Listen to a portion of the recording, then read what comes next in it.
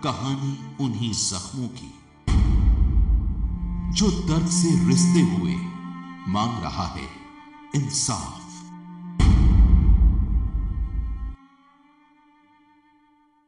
सनसनी में आज दास्तान दरिंदगी की शिकार बनी मासूम लड़कियों की। सबसे पहली दास्तान दिल्ली की गुड़िया की। वही गुड़िया जिसके साथ हैवानियत की कहानी ने लोगों को दहला दिया था, लेकिन उस खौफनाक वारदात के 2 साल बाद भी मासूम को नहीं मिला है इंसाफ।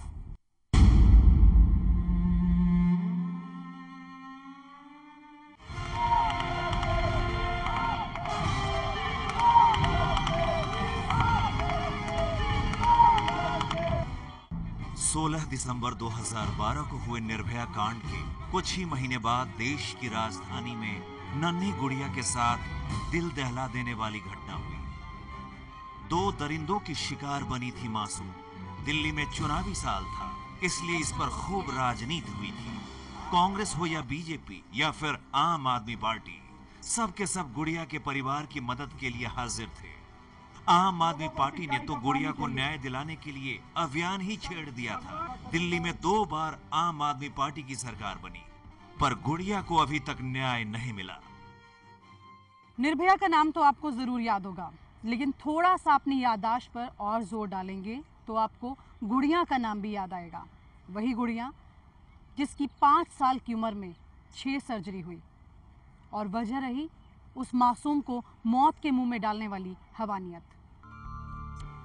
7 साल की गुड़िया अब स्कूल जाने लगी है, पर सरकार न तो बच्ची के इलाज के लिए साथ दे रही है और न ही उसकी पढ़ाई में किसी तरह की मदद। जिस गुड़िया को 5,000 रुपए देकर केजरीवाल ने हमेशा साथ देने की बात की थी, आज केजरीवाल के पास इस सरकार से मिलने तक का समय नहीं है।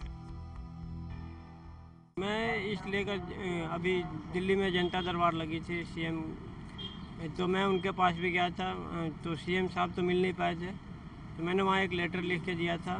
जो भी वहाँ पे पदाधिकारी बैठे थे उन्होंने कहा था कि बहुत जल्द हम इस पे कार्रवाई करेंगे और आगे भेजेंगे, जो भी हो सकेगा आपकी मदद करेंगे। क्या हुआ फिर अब तक 2-2.5 महीने हो गए, अभी तक कोई रिजल्ट नहीं आया। एक बार फ़ोन आया था कि सर मैं सीएम ऑफिस से बोल रहा हूँ, से क्या क्या चल रहा है। मैंने उनको बताया सारा डिटेल, बट अभी तक उन्होंने कुछ दोबारा जवाब नहीं दिया कि क्या होगा नहीं होगा आगे। फिर भी हमें वही सुनने को मिल रही है, अब अगली डेट इतने तारीख को है, अब इस डेट पे आ जाना, फिर अगली डेट इस तारीख को है, इतने डेट पे आ जाना। सबसे दुख की बात यह है कि जो लोग उस समय दम भर रहे थे और आज वो सरकार में हैं, उन्होंने इन पिछले 2-2.5 वर्षों में मुझे नहीं लगता कि गुड़िया की कोई सुध ली है या परिवार वालों से बात भी की है। इसलिए मैं दिल्ली की सरकार से मांग करूंगा कि गुड़िया को न्याय दो, गुड़िया के गरीब परिवारों वालों को न्याय दो। हमारा तो आम आदमी पार्टी की सरकार से और केंद्र सरकार से दोनों से मांग है कि उसके परिवार को पूरा सहयोग देना चाहिए और परिवार के साथ खड़े नजर आना चाहिए। मासूम गुड़िया के रेप पर सड़क से लेकर संसद तक हंगामा हुआ था। उस समय सबकी सहानुभूति गुड़िया के साथ थी, पर वक्त के साथ सबने मासूम को भुला दिया। ये बताइए कि आप लोग अपनी तरफ से जब दिल्ली सरकार में आप बात करने के लिए गए तो वहाँ से, क्योंकि पहले भी अरविंद केजरीवाल ने आपको 5,000 रुपये नकद दिए थे, तो अब उन्होंने कुछ आपके लिए आपकी मदद का कुछ किया है वादा किसी तरह से? जब शुरू में मिले थे, हम लोग का बुलाए थे तो घर पे ही मिले थे, हम थे, हमारे भाई भी थे और 5-6 रुपये भी दिए थे। चुनाव से पहले की बात? चुनाव से पहले की बात है, पिछले चुनाव से भी पहले की बात है। उसके बाद तो फ़ोन तो हमारे पास नंबर नहीं था, हमारे भाई के पास था, तो मनीष जी का कि बातें नहीं, फ़ोन नहीं उठाते हैं तो बात क्या होगी। कि बात तो हुआ कि जितने भी हमसे मदद हो सकेगी कि बच्चे की मदद पूरी मैं दूंगा, करूंगा, और जो कानून कार्रवाई होगा जो मैं पूरी करूंगा। मगर आज तक किसी सरकार जो दिल्ली में बना है किसी की तरफ से और बच्चे के लिए किसी का नहीं। गुड़िया के इलाज पर हर महीने हजारों रुपए खर्च होते हैं। सरकार ने अच्छे स्कूल में दाखिला दिलाने का वादा किया था, पर पढ़ाई में भी कोई मदद नहीं मिली। मीडिया की सहायता से गुड़िया को एक बड़े स्कूल में दाखिला मिला। परिवार वालों को गुड़िया के भविष्य की चिंता सता रही है। सरकार की तरफ से तो यही बोला था कि मैं यहाँ करा दूंगा एडमिशन, वहाँ करा दूंगा, आपको पूरे परिवार के रखूंगा। सोनिया गांधी तक भी आया था, बुलवाया भी, मिलेंगे, मिला भी नहीं और कभी बात भी नहीं किया, लेटर भी दिए, कोई से जवाब नहीं हमको मिला। सोनिया गांधी जी, सुषमा स्वराज जी, जो स्वास्थ्य मिनिस्टर उस टाइम थे गुलाम नबी आज़ाद जी, विजय गोयल जी, हालांकि उन्होंने 50,000 नगद भी दिया भी था उन्होंने हॉस्पिटल जाके। इसके बाद उन्होंने कहा था कि हम आपके दोनों भाई को नौकरी भी देंगे एमसीडी में। इसके बाद हमने कई चक्कर भी काटे, उनके ऑफिस भी गए, बट दोबारा मिल नहीं पाया उन्होंने।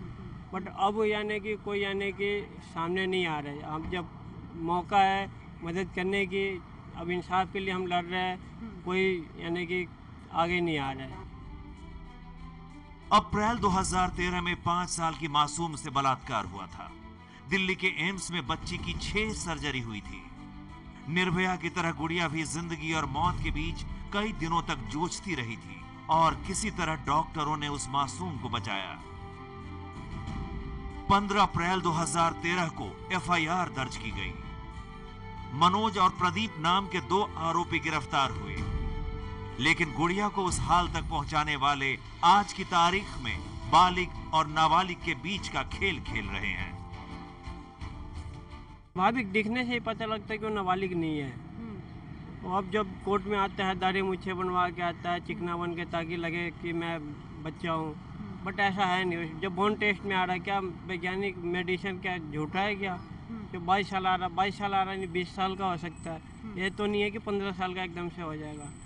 तो अपने आप को 15 साल का बता रहा है, ये सारा सर गलत है। और इस चक्कर में पिछले 1 साल से बस कोर्ट का चक्कर काट रहे, आ रहे जा रहे। इस वक्त जो केस पेंडिंग चल रहा है वो बच्चे की एज को लेकर चल रहा है, क्योंकि बच्चे ने बच्चा जो है, जो एक्यूज हुआ है, सेकंड एक्यूज जो है, उसने पिछले साल 2014 में 7 जनवरी फरवरी का मंथ था, उसमें उसने एप्लीकेशन मूव की थी कि मेरा ओसिफिकेशन टेस्ट करवाया जाए, जिसमें क्लियर हो सके कि मैं मेजर हूँ। मैं कोर्ट के ऑर्डर से ओसिफिकेशन टेस्ट करवाया गया।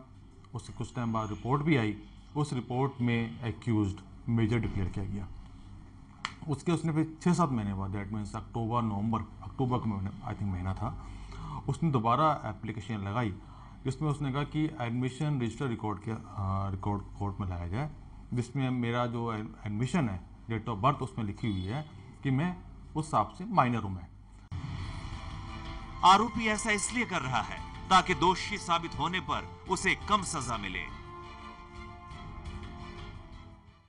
जैसा जानकारी में आया है कि भाई उसने एक एप्लीकेशन दी थी अपनी बोन टेस्ट के लिए, और बोन टेस्ट के हिसाब से उसकी उम्र आई है 22 साल। इसमें जनरली क्या होता है, बोन टेस्ट में प्लस माइनस 2 ईयर्स होता है मैक्सिमम।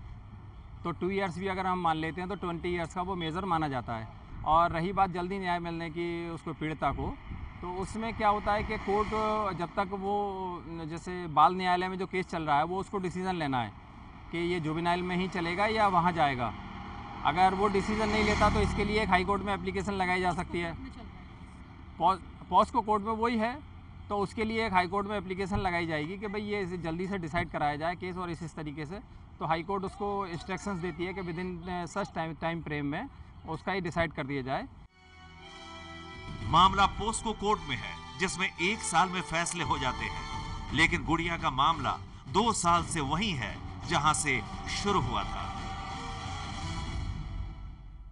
गुड़िया अब 7 साल की हो चुकी है और उसने अब स्कूल भी जाना शुरू कर दिया है, लेकिन रातों को नींद में वो डर कर उठ जाती है।